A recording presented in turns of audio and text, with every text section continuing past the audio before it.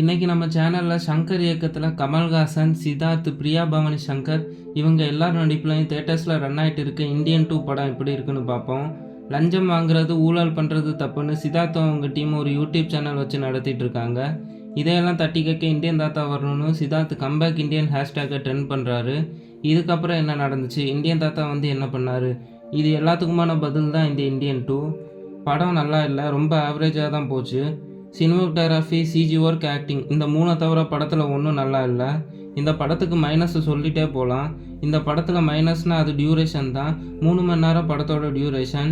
இந்த டியூரேஷனை கொஞ்சம் குறைச்சிருந்தா படம் பார்க்குற மாதிரியாவது இருந்திருக்கும். ரொம்ப போராக போச்சு. பிஜிஎம் சுத்தமாக செட் ஆகலை. அங்கங்கே ரஹ்மான் பிஜிஎம்லாம் வருது. தேவையில்லாத சீன்ஸ்லாம் நிறையவே இருக்குது. லாஜிக் மிஸ்டேக் ரொம்பவே இருக்குது. சங்கர் ஒரு பிரம்மாண்டம், கமல் ஒரு பிரம்மாண்டம். இவங்க 2 பேரும் சேர்ந்தா இந்த படம் வேறு லெவலில் இருக்குன்னு தான் நான் நினச்சேன்.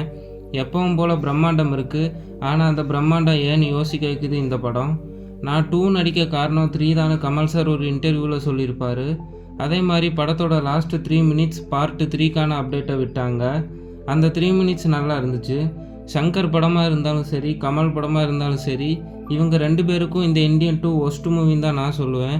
நான் இந்த படத்துக்கு 2.25 ரேட்டிங் கொடுக்குறேன்.